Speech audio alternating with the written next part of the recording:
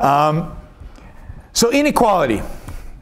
Inequality is a big issue these days. I mean, the Pope has declared it the issue of our time.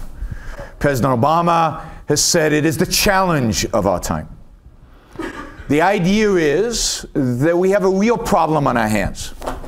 The economists tell us that inequality is increasing.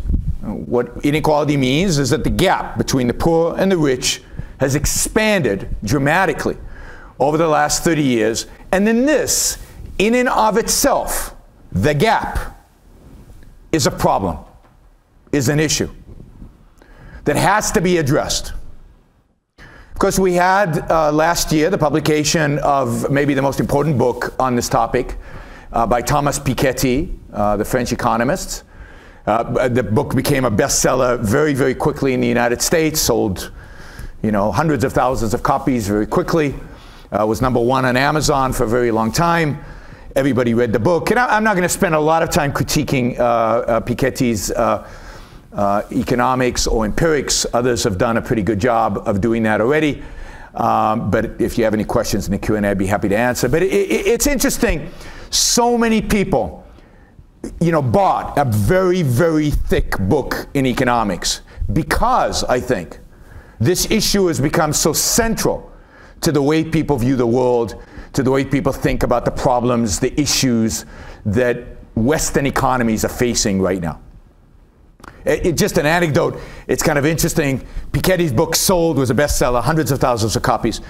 But just so you know, Amazon keeps track of exactly what books you read and how much of the book you read, right? If you read it on a Kindle or on an iPad, they are watching you. They know exactly how much you read. So indeed, they publish a list of the least read books.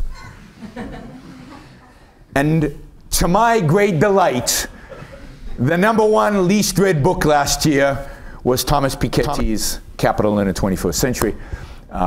So people read a little bit and gave up, which I think is good, but it's not worthy of reading all the way through. So what is this issue? Why is it an issue? Why are we concerned with the gap? Now, I can understand being concerned that maybe poor people do not have the opportunities to rise up and to become middle class. I can understand concerns and thinking about and worrying about the possibility of stagnation in the middle class, where the middle class is not improving itself. Again, whether that stagnation exists or not is an interesting empirical question, which I'm happy to discuss.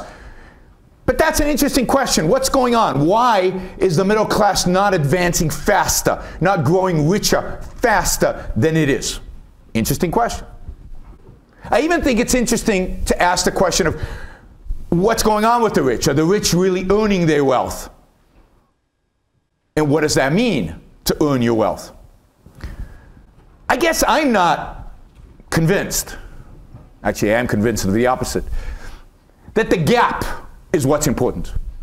To me, the gap, the inequality, is a way to avoid discussing the real issues, the underlying issues, the issues that are really problematic.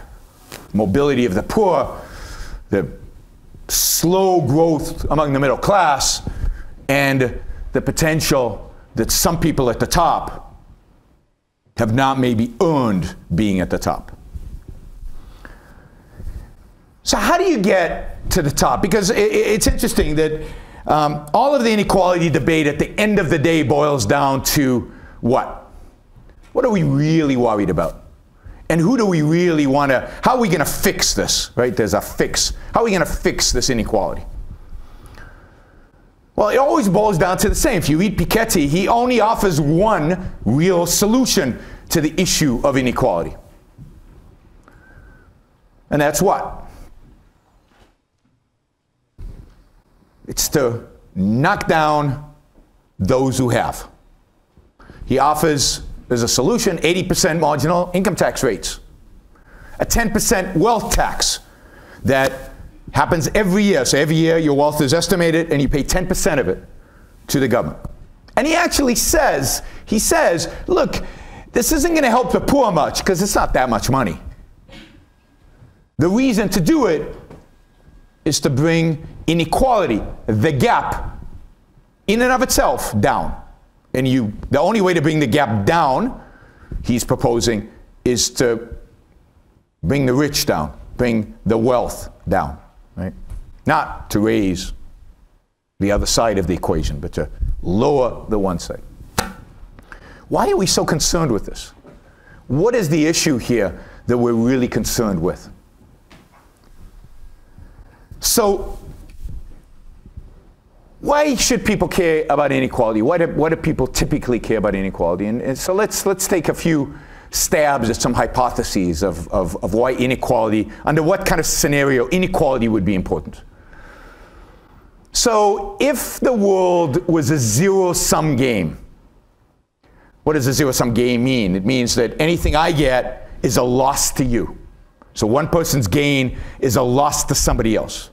If the world was a zero-sum game, then we would be and should be unbelievably concerned about inequality. Because if somebody else has more, it means that I have less. And indeed, one can only gain by taking from others, because it's all one sum. There's nothing being created, there's nothing being added. And indeed, much of the world believes in this zero-sum idea. But does it really make sense? Do we live in a zero-sum world? Is every person's gain somebody else's loss? Are we always basically at the same level of wealth, and it's just a matter of who is getting it that changes over time? Because a lot of people, I don't know that they think through this idea, but a lot of people hold this idea implicitly. But is it true? Well, let's do some, just look at the facts, right? 250 years ago, what percentage of the population on the planet was poor?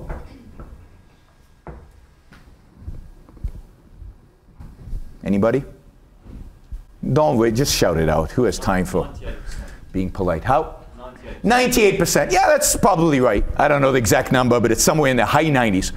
Everybody on the planet was poor. We were basically subsistence farmers. We ate what we produced, we ate what we grew, and that was it. There was no extra, no vacations, no extra money to consume goodies. You basically woke up when the sun rose, and you went to sleep when the sun set, and you worked the entire time in between. Life expectancy 250 years ago was 39. I would be dead, you're kind of middle-aged. Most children did not live to see their 10th birthday. They died before that. We've come a long way since then. Not only is the population 7, 8, 10x'd, but we're all richer than that. Or at least all of us in the West certainly are richer than that.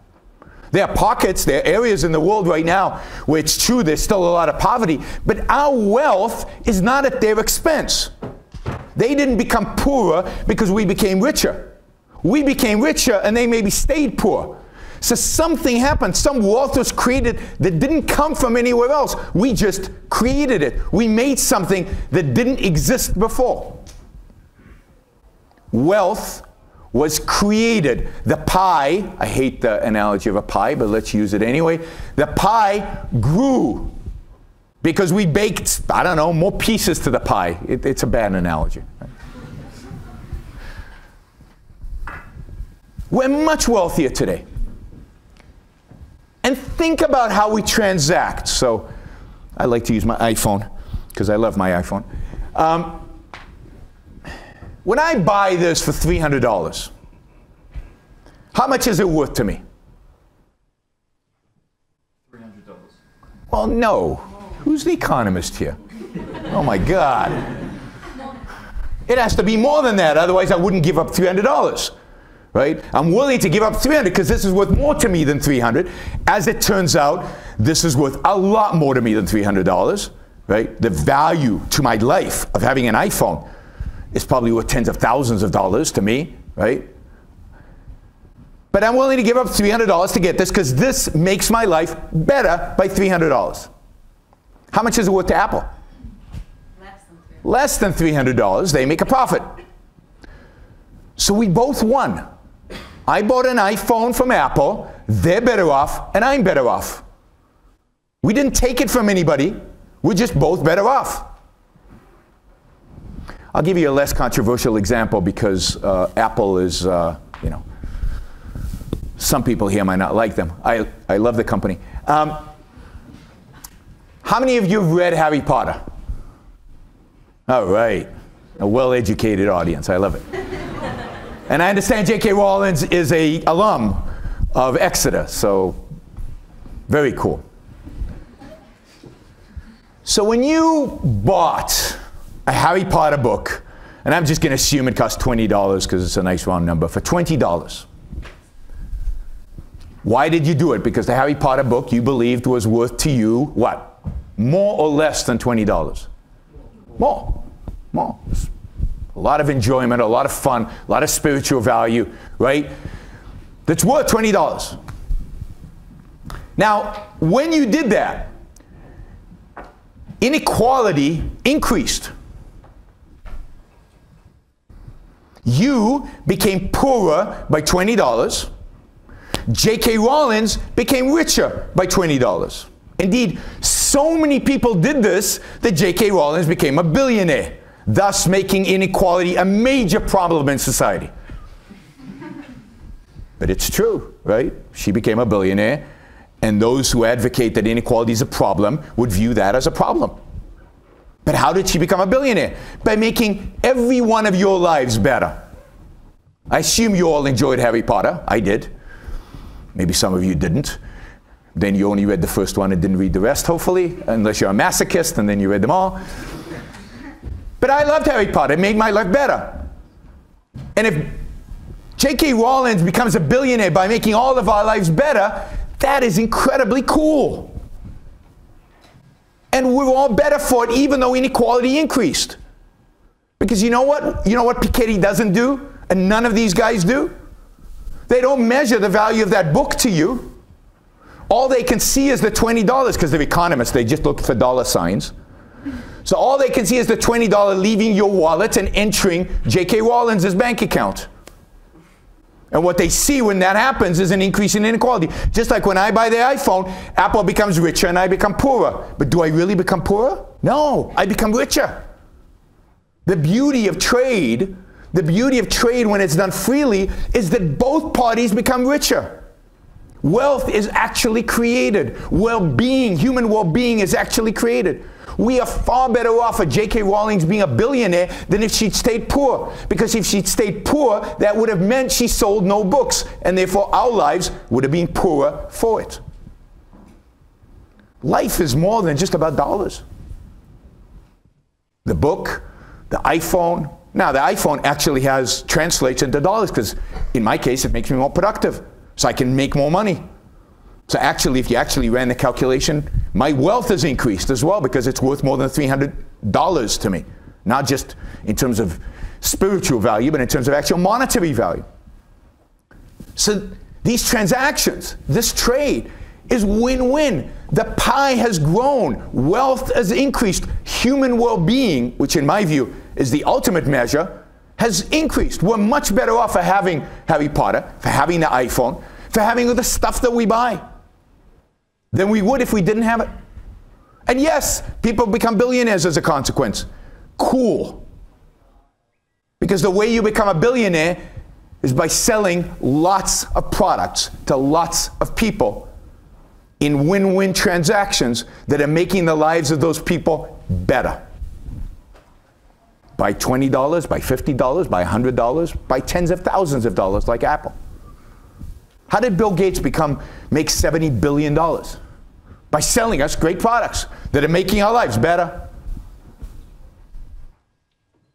And the world would be a much poorer place if he didn't make $70 billion for himself. So we don't live in a zero-sum world. We live in an additive world. We live in a world in which wealth is created all the time, at least in societies that respect property rights. In societies that respect entrepreneurship, in societies that respect the rule of law, in societies that respect freedom, wealth grows. We become richer and richer all the time. And yes, inequality might grow. But we were all poor once. And then this happened. We all got richer. Some of us got much richer than other people. But the only way they got much richer than other people is by providing services and goods to everybody else. So I say, good for them. All right, so the world's not a zero-sum game. You can't, you know, a person who gains does not do it at the expense of somebody else. So that's not a reason to worry about inequality. Another approach to inequality is that, look, the wealth, the pie, belongs to us, to society, to the public. And then it's our responsibility, through our government, to figure out how to distribute it. Who gets what piece? And it's not fair that some people get big pieces and some people get little pieces, because it's our collective responsibility. We should vote on it, which is what we do. We call it democracy. And we vote on it. We say, he should get that piece, and he should get that piece. And yeah, he worked hard, so he should get a slightly bigger piece. But we get to decide, as a collective, as a group. But is wealth collective? Do we create it? Or do individuals actually create their wealth? Do people actually make this? Is the iPhone our creation? Or was it Steve Jobs's? And if it's Steve Jobs's, how do we have the audacity to claim to redistribute the wealth that he created? And isn't that true of all wealth that's being created? Isn't it individuals who create that wealth? Now, President Obama doesn't agree with me. Surprise, surprise. And he had a famous speech a few months ago, well, maybe it's over a year ago, that has been titled the "You Didn't Build That" speech. Because in the speech he said to businessmen, to people who are engaged in activities of business, he said, you didn't build it. Not by yourself. You had employees. You had a great teacher in high school that's responsible for your success because she inspired you. You drove on government roads, and therefore society invested in those roads, so they own a piece of it. You didn't build it, we built it. If you know a little bit about American political history, I guess, Hillary Clinton had a book years ago called "It Takes a Village." And that's the attitude, right? You don't do stuff by yourself. You need other people to produce stuff. I mean, Steve Jobs did not do this by himself, right? He needed employees and he needed designers and all kinds of people in order to make this. And of course, he drove on the roads and he went to the schools and everything. And that's the reason, they say, that wealth should be considered social. Because all of us did it together. Really? So yes, Apple has employees, I have employees, any business has employees. But you know what? We pay them. They get paid. That's the return they get on being employees. And they get paid better than any other alternative they have. Otherwise, what would they do? Leave and go and work for somebody else. And you know what? Every business, and I know this will come as a shock to you guys, and will be a little depressing, but every single business that ever employs you will make a profit off of you. You'll get a little bit less than what you're worth to the business, because nobody's going to hire you to lose money for them. They hire you to make money for them. So they're going to make a profit off of you in any job that you have. It's just like the iPhone and me buying it, right? When you take a job, you know, you're coming out of Exodus, or what, 60,000 pounds a year? You know, I'll be generous, right? I don't know. I have no idea. That sounds like a lot of money. That's a lot of money. If you accept a job for 60,000 pounds, how much is your time worth to you? Less than 60,000. That's why you're willing to take 60,000 to give your time to this company, to whoever's employing you. How much is your time worth to your employer? More than 60,000, they're making a profit off of you. Who's lost? Nobody. No exploitation, no, right? It's a choice. It's a trade. Win-win, just like when you buy the iPhone or you buy the nice shoes or you buy anything else in the mall. Labor is the same type of trade. Win-win. You wouldn't take it if you're not going to be better off by doing it.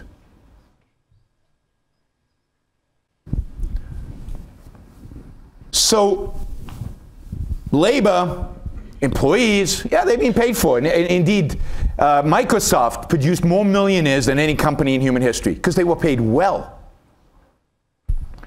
Apple employees are paid very well, at least in the US. We can talk about Chinese employees if you want.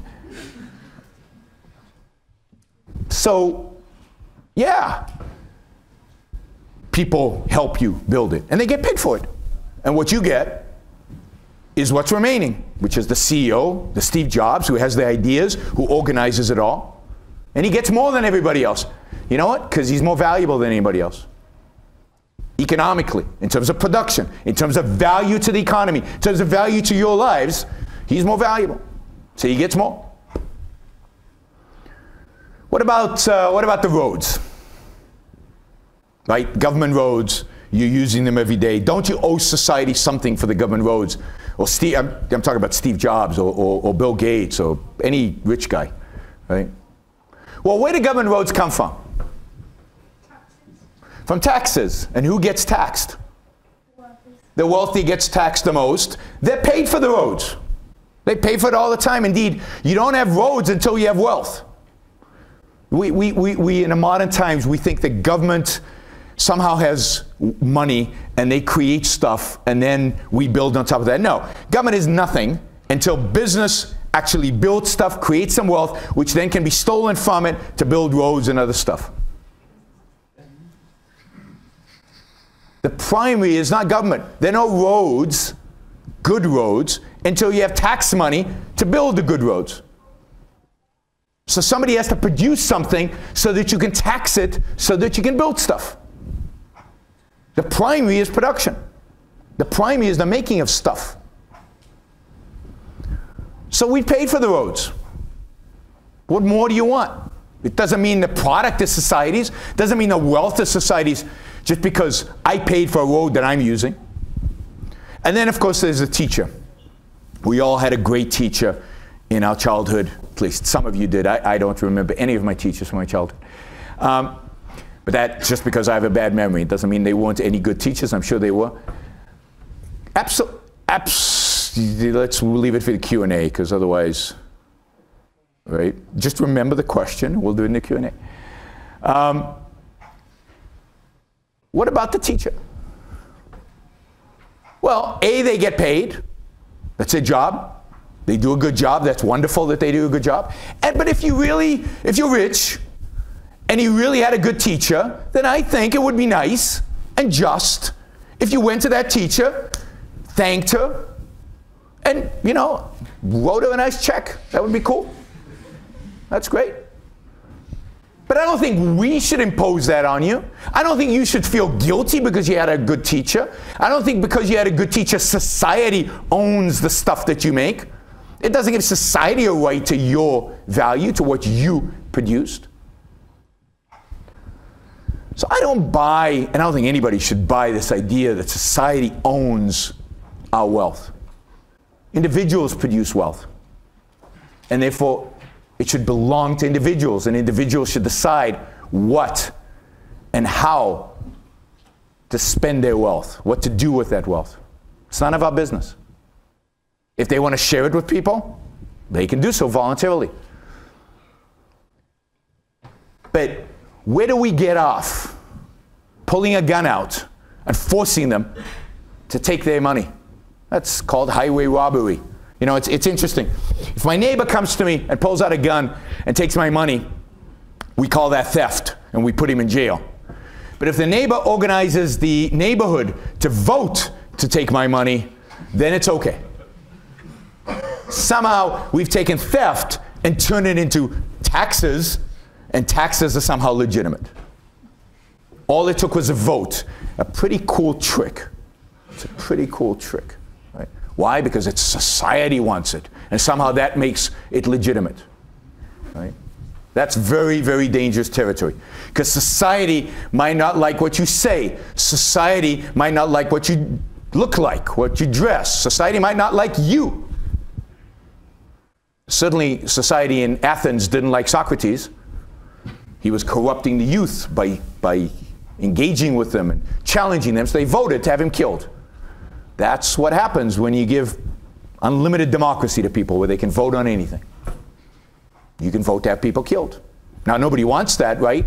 But it's okay to vote to take people's money away.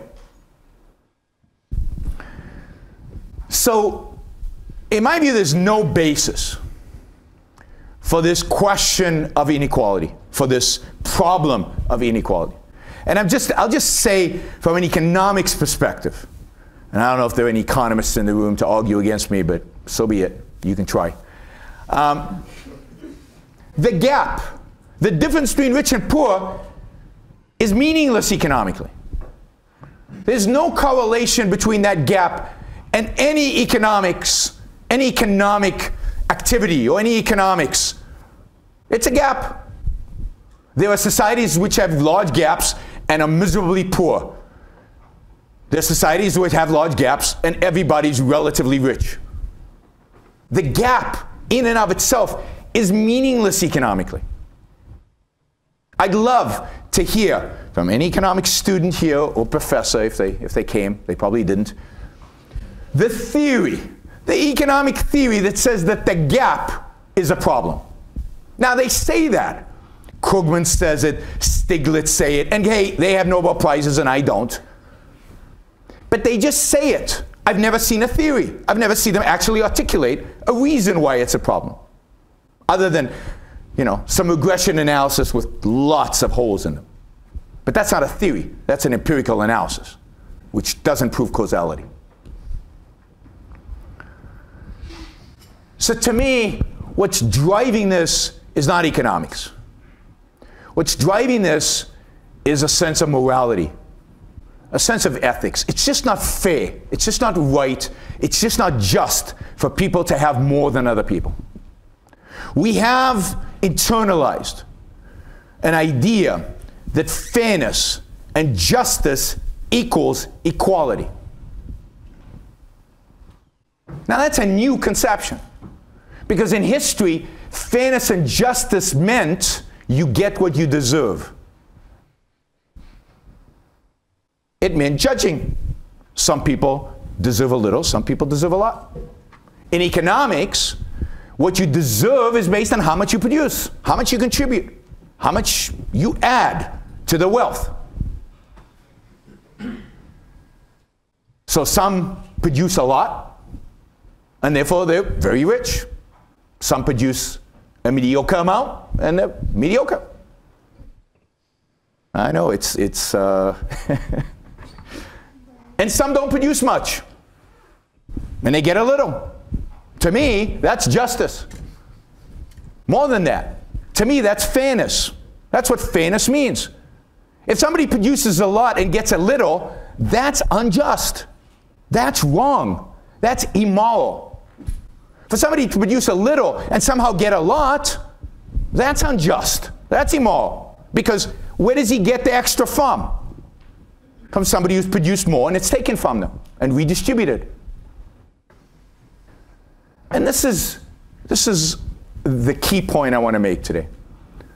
In order to create equality, the only way to create equality, one has to commit violence against those who have, against those who've created, against those who are talented, against those who have ability, against those who contribute more to our life than anybody else. I don't know, you guys know basketball a little bit? follow the NBA a little bit. Anybody know who LeBron James is?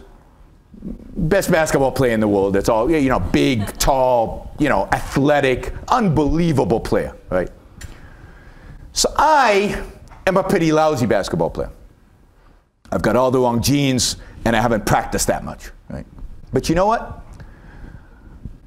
I want basketball fairness. I want to get on a court with LeBron James and have a chance at beating him. I don't think it's fair that when I get on a court with him, he's going to score all the points and I'm going to have 0 points, because that's what will happen, right? I want fairness. I want equality of basketball. So how do we make me and LeBron James equal in basketball? Right? How do we make it? He's worked hard. He's got the talent. He's got the skills. I don't. Granted, I haven't worked hard. But you know what? Fairness means equality. So I demand basketball fairness. I want to be able to play with LeBron James on the court and have a chance of winning. What would he have to do? Because you can't make me better. Maybe a little bit, and not enough to beat him, not enough to even score 1 point. How do we do it? Don't be shy. Break his leg. Yeah. That's right. You'd have to break his legs. And if you'd seen me play basketball, you'd know that probably wasn't enough, and you'd probably have to break an arm as well. But that's not funny, because that happens every day. Some people have a talent for basketball, and in order to equate them with people who don't have a talent for basketball, we'd have to break their legs. Some people have a talent and a skill at creating the goods and services that make our lives better. And in order to make them equal to the rest of us, we have to break their legs. Now, we don't literally go and break their legs, but we take 50% of their income. Now, I don't know, you know, you guys you haven't worked. Most of you haven't worked. You're still students. Maybe you've all worked a little bit, but you know, what is income? What is the money that comes in? What does it represent? When you get a paycheck, what does that represent? It represents the time that you've put in, the effort that you've put in. It represents a big chunk of your life. You're going to spend more time working than doing anything else in life, maybe other than sleeping. Right? That's no fun. So when somebody takes 50% of your income, they're taking 50% of your life. They're taking 50% of your effort, 50% of your engagement, your focus, your energy, your mind. I don't know. I mean, I make a decent living. They take 50% of my money, or should I have them break my legs? What's better? I don't know. Some days I think I'd rather the IRS just came and broke my legs and left me alone with the money, because I could probably fix the legs with the money. 50% of my life is worth a lot to me, a lot. And yet we just take it for granted. It's okay to take it. And Piketty wants to take 80%. It's not good enough to take 50. He wants to take 80% of my time, my effort, my resources. How does that get just? That's violence, just like the breaking of legs. Equality requires violence, because the fact is that we are metaphysically unequal. We're not the same, thank God, right? Who wants to live in a society where everybody's the same? Unbelievably boring. Even if everybody was like me, I wouldn't want to live there. Right?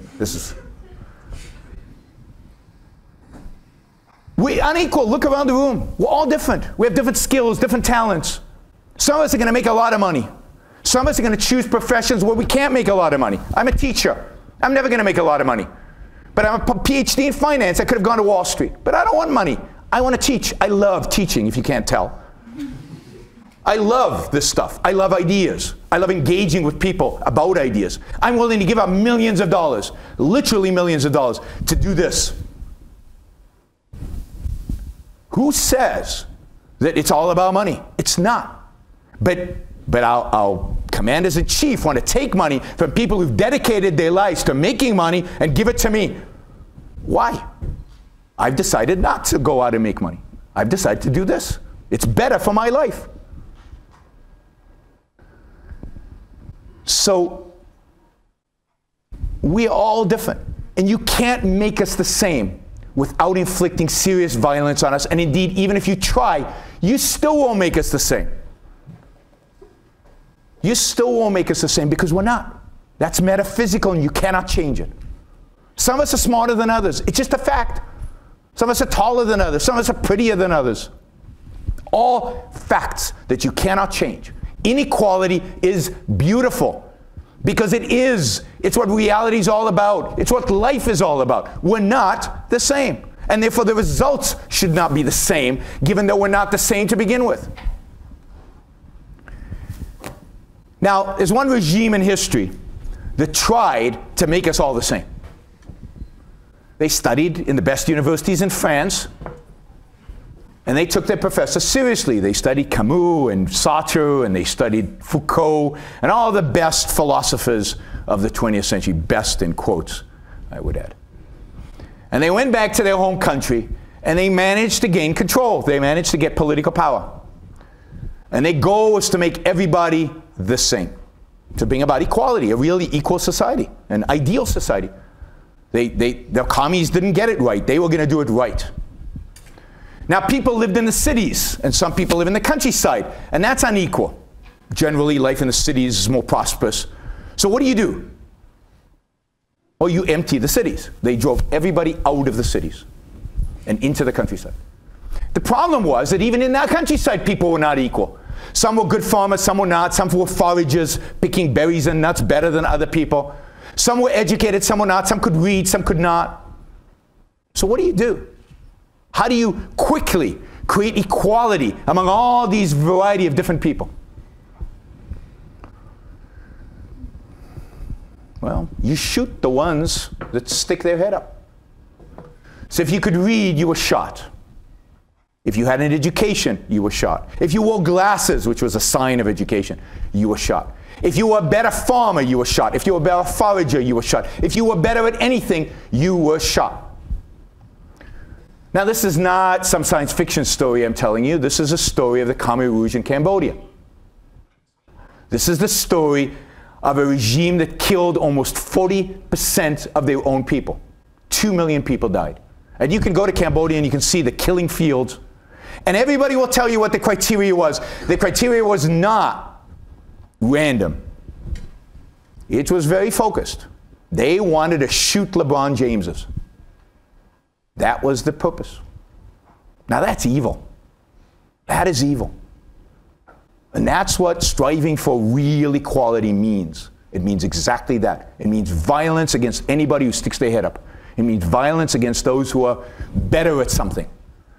See, when I see somebody rich, I go, cool. You know why? Because how do you become rich? By making my life better and your lives better. And I go, the fact that he's rich means that my life is better. There's no other way to get rich in a free society. Is it cronyism? Is he stealing money because he's got government connections? Oh, that I'm against. Fine, let's solve that problem. Are poor people not able to rise up? Then let's look at that and examine and figure out what is causing them not to be able to rise up and solve that problem. It turns out that the reason poor people can't rise up is because of all the policies the left has instituted in order to give us equality, which actually hold people back. If the middle class is stagnating, if it really is stagnating, which is a question, then let's figure out the solution to that. But I can tell you that the real solutions are all in the same place. If we want a good economy, if we want the poor to rise up, if we want the middle class to thrive, then what we need is freedom, not coercion. What we need is to leave people free to think, to engage in the world at whatever level they can, to keep their income, to invest their income, to build, to create.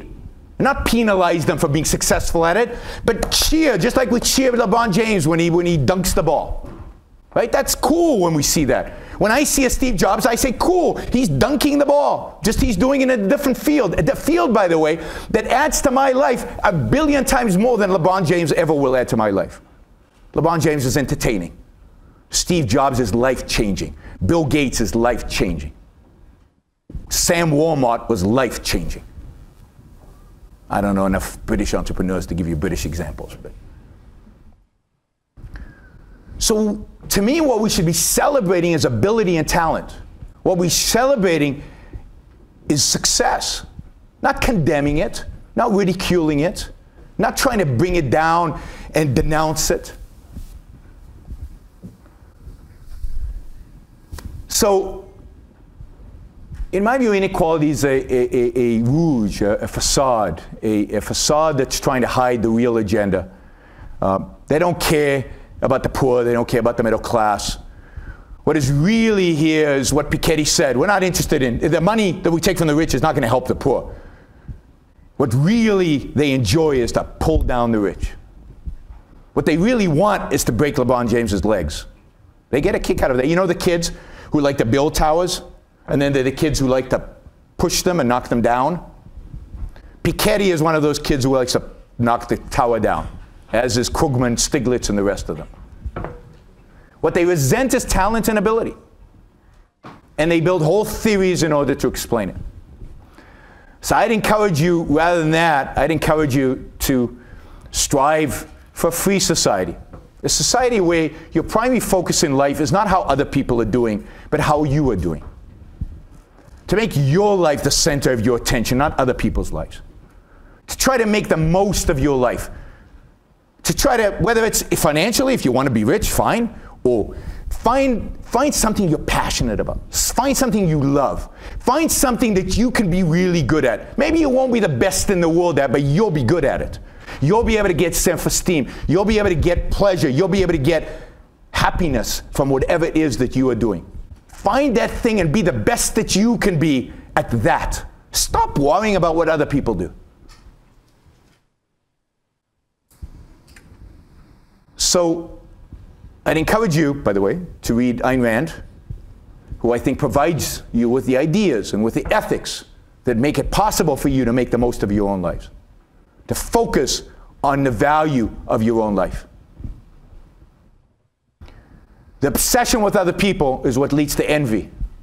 It what leads to resentment of other people's success and other people's achievements. And that is a sickness in society. And it's a sickness that we should get rid of. We should focus on achievement, we should celebrate achievement, we should celebrate success, and you should each celebrate your own life. Thank you all. I'll take questions.